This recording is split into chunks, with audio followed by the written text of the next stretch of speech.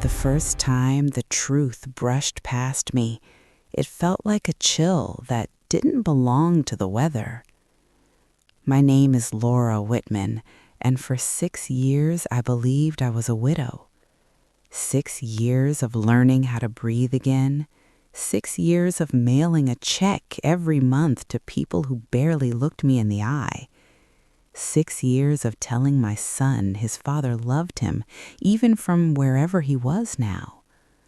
Then, one ordinary afternoon, a woman I barely knew leaned close and whispered, "Laura, you ever wonder if the dead always stay dead?"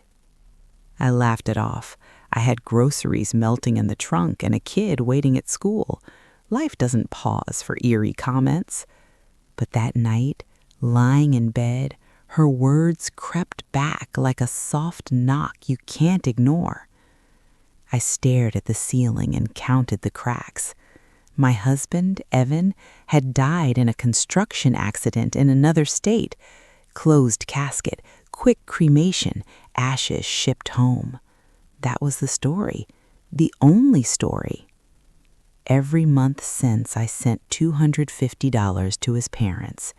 They said Evan borrowed money to take the job, said it ruined them, said paying it back was my responsibility now. I agreed, because guilt is heavy and love makes you do dumb things. The 5th of every month became a ritual.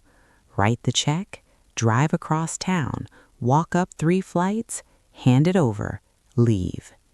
No hugs, no coffee, no "how's my grandson?" Just a locked door and silence. That afternoon, as I pulled into my apartment lot, I noticed the woman again, Mrs. Caldwell from downstairs. She watched the building like it owed her money. "You went up there again, didn't you?" she asked. I nodded. She sucked her teeth. "Next time, don't. And if you're smart, ask to see the camera footage." "What footage?" I asked, but she was already walking away.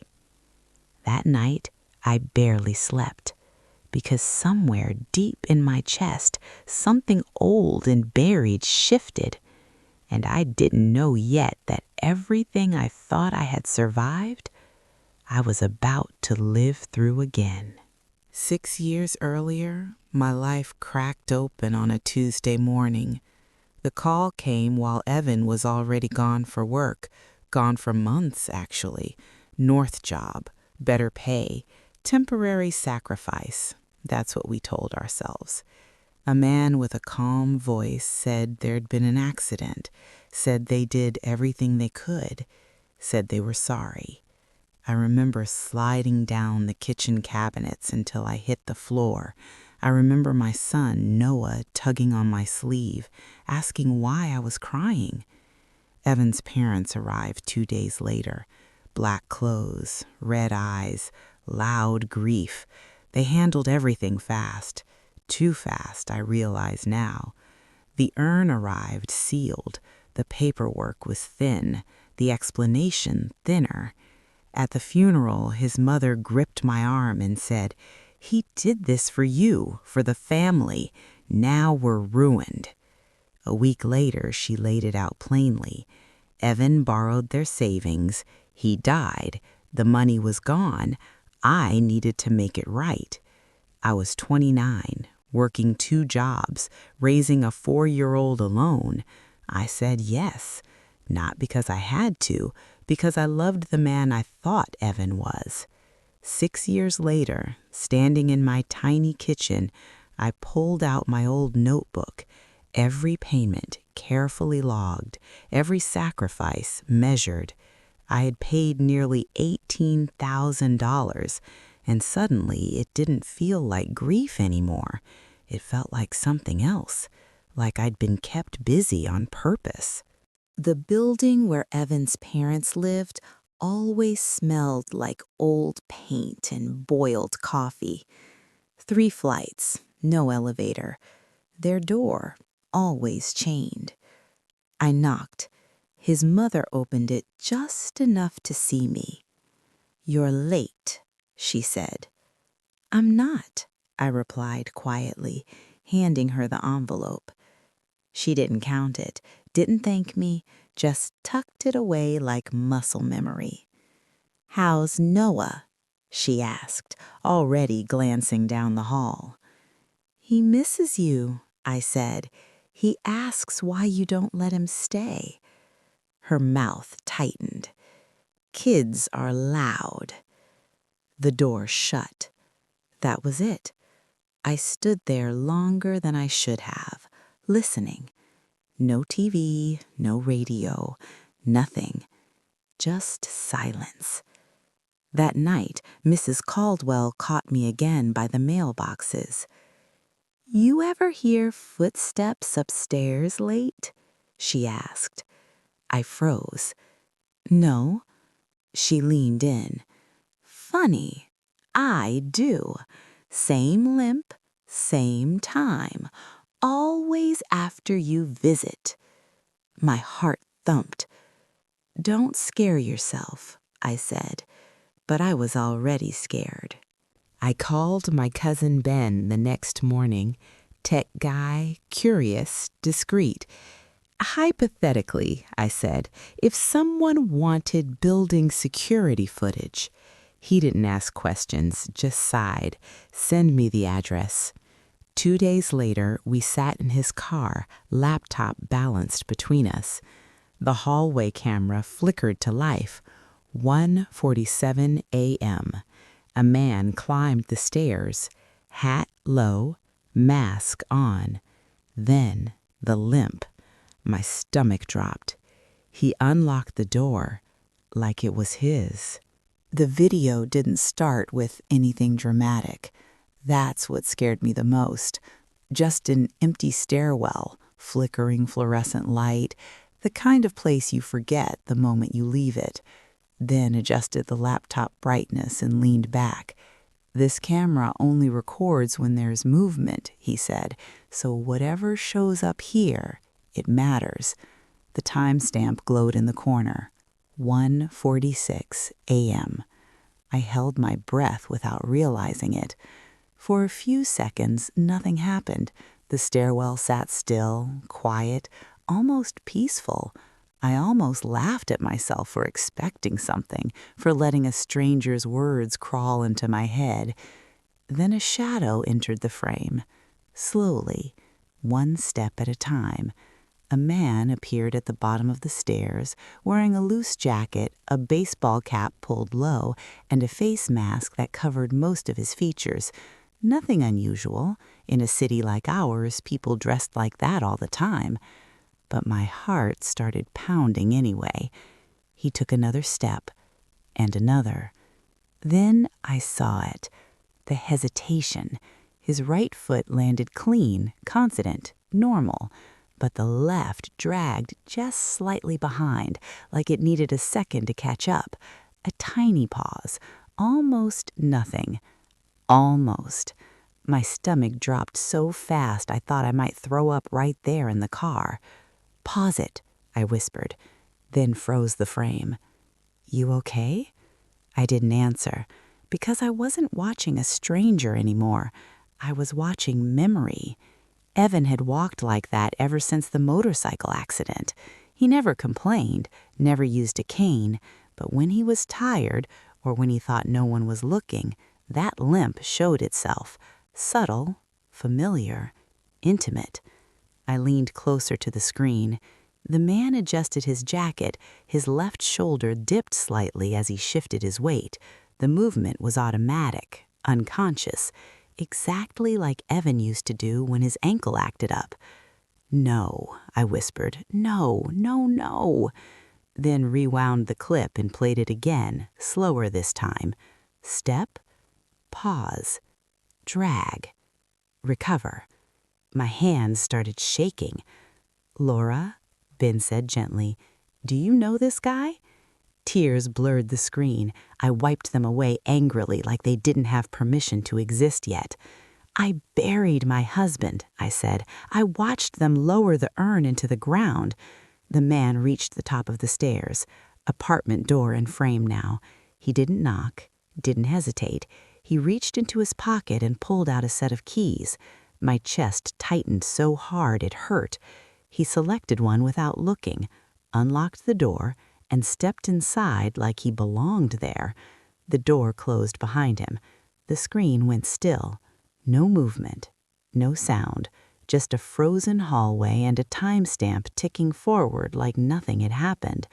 I stared at the black screen long after the video ended, then didn't speak.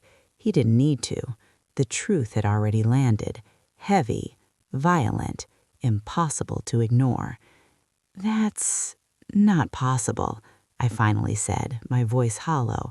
"They identified his body. There were papers." Then rubbed his jaw. "Papers can be forged."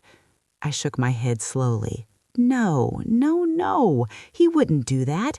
Evan wouldn't let me believe he was dead. He wouldn't let his son grow up thinking that. But even as I said it, my mind betrayed me. The closed casket, the rushed cremation, the way his parents handled everything without me, the way they never invited me inside, the way they demanded money every single month without fail. I felt stupid, not weak, stupid. Then asked quietly, "How long have you been sending them money?" 6 years. He exhaled sharply. Jesus. I thought about all the things that money could have been. College savings, medical bills, vacations we never took, time I never got back.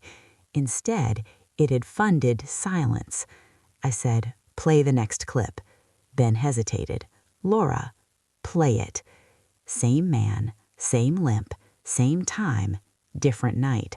Always after the 5th of the month. Always after I paid. A pattern, a routine, a system. I leaned back against the car seat and closed my eyes. My husband wasn't dead, but the man I loved, he had been gone a long time, and whoever was living upstairs behind that chained door was someone I was finally ready to face. Just not yet, because the truth, I was learning, is more dangerous than ignorance, and once you see it, you don't get to look away. I went back to the building earlier this time. A neighbor on the 2nd floor mentioned loud laughter late at night, beer cans in the trash. "Old folks party harder than us now," she joked. I smiled thinly. That night I returned with a gift, something heavy, something that required coming inside. The door opened a crack. From inside, a man coughed. Not old, not weak, familiar. The door slammed shut. My hands shook, but my mind was clear. I drove 3 hours the next weekend to the cemetery where Evan was supposed to rest. Noah ran through the grass, chasing bugs. I opened the niche. The urn was cold. Inside, stones. Just stones. My knees buckled. I recorded everything, every angle, every lie. Back home, been dug deeper. Bank accounts untouched, savings growing, cash coming in elsewhere. A name surfaced, Rick Morales, Evan's old friend.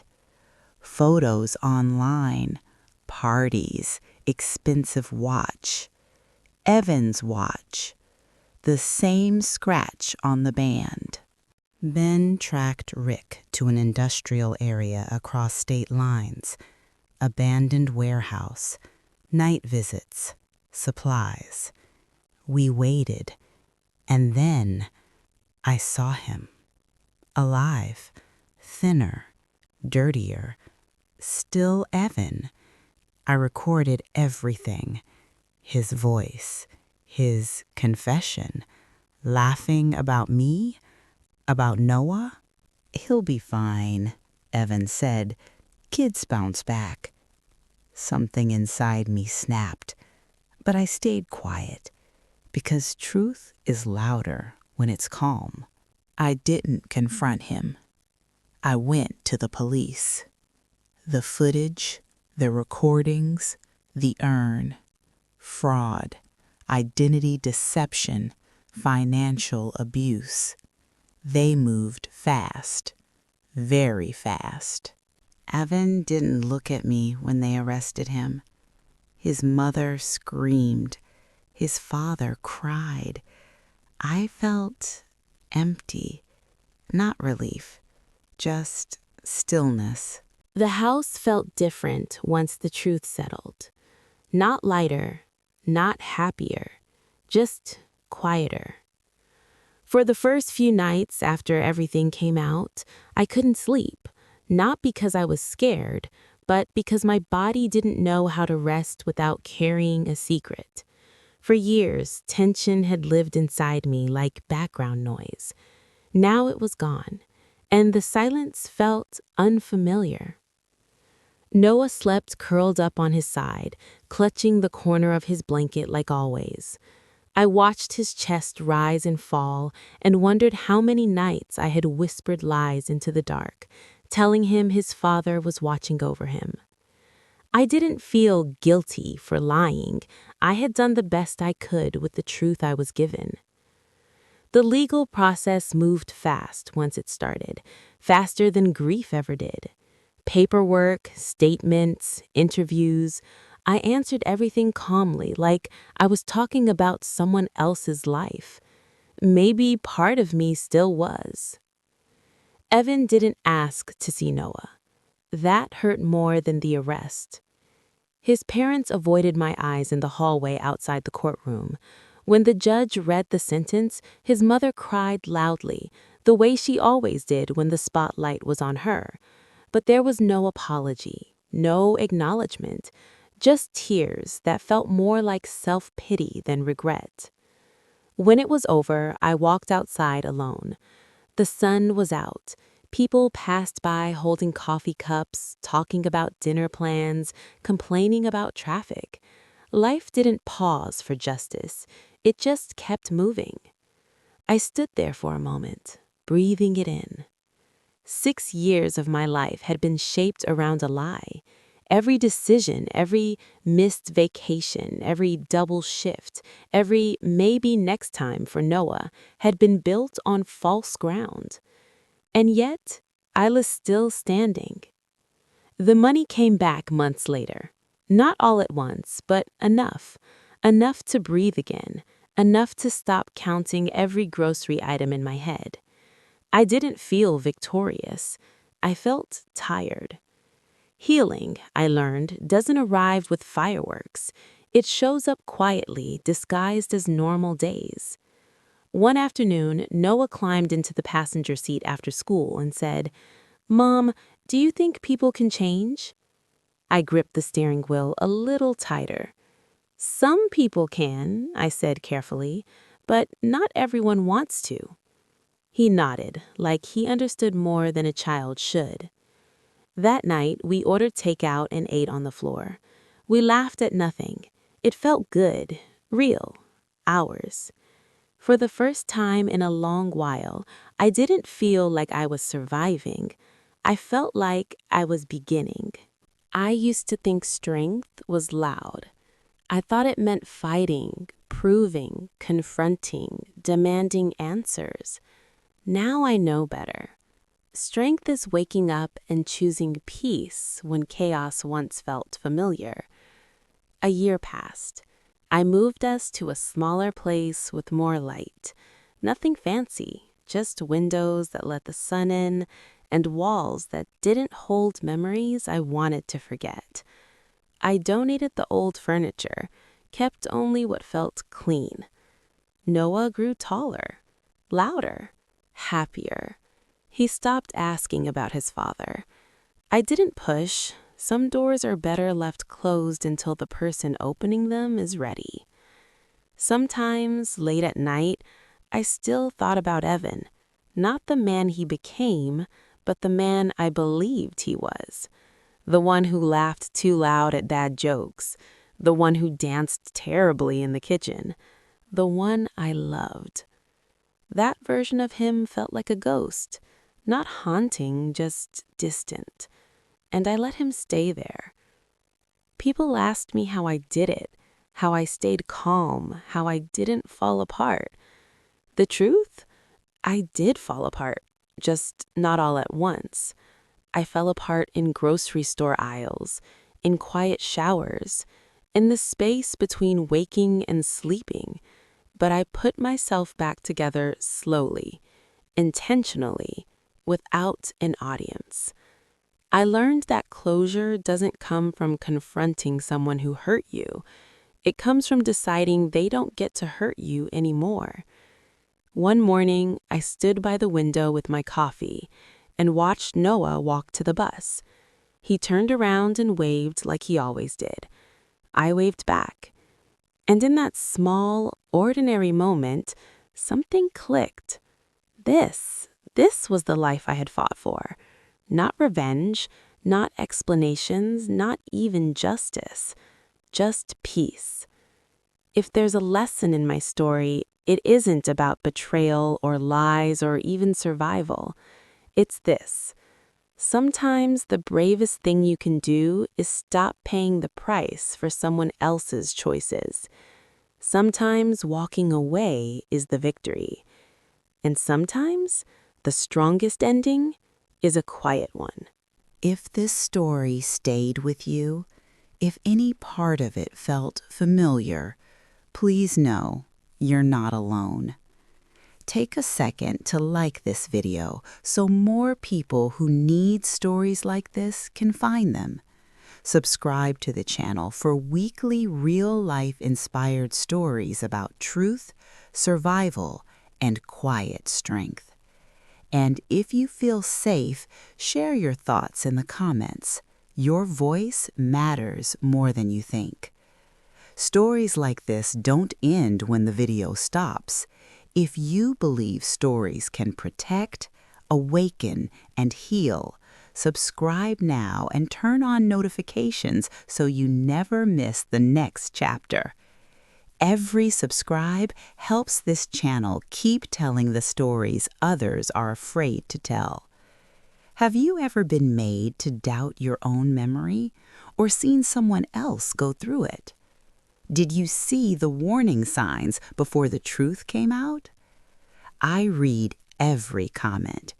Until next time, trust your memory, protect your voice, and never let anyone else write your ending. Subscribe. Stay aware. Stay strong.